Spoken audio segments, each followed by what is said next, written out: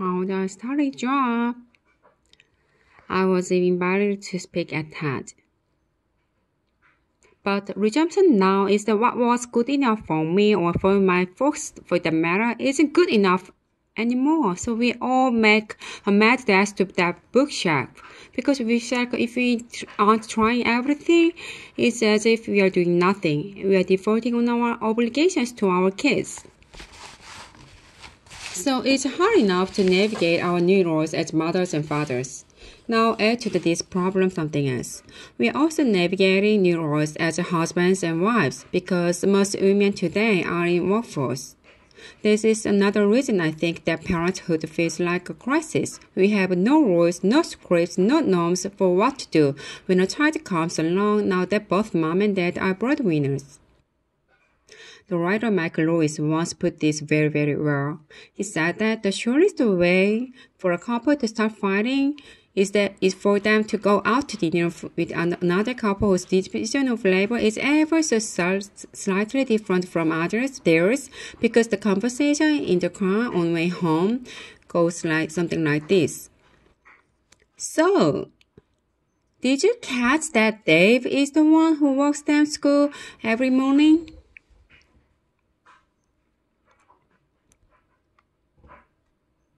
Without scripts telling us who does what in this brave new world, couples fight. And both mothers and fathers each have their legitimate griefs. Mothers are much more likely to be multitasking when they are home, and fathers, when they are at home, are much more likely to be monotasking. Find a guy at home and odds are he's doing just one thing at a time. In fact, UCLA recently did a study looking at the most common configuration of family members in middle-class homes. Guess what it was? Dad in a room by himself. According to the American Time USA survey, mothers who do twice as much childcare as fathers, which is better than it was Alma Bambe's day, but I still think that something Charlotte is highly relevant. I've not been alone in the bathroom since October.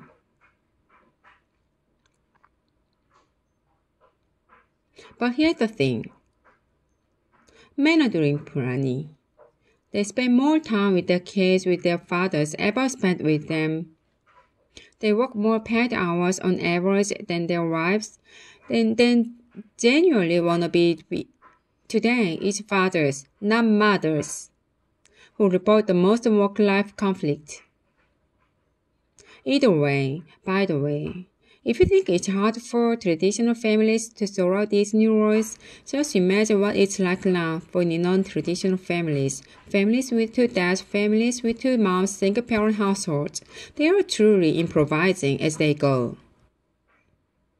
Now, in a more progressive country, and forgive me here for capitulating to cliché invoking, yes, Sweden, parents could rely on the states for support.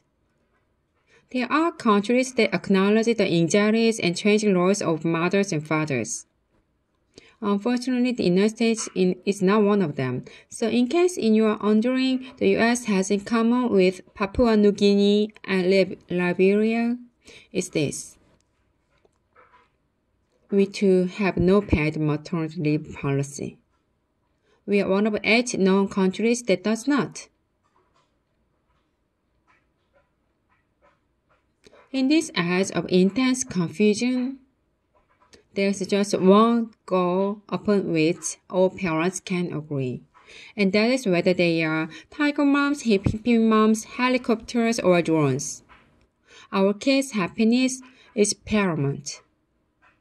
That is what it means to raise kids in an age when they are economically worthless but emotionally priceless. We are all the custodians of their self-esteem.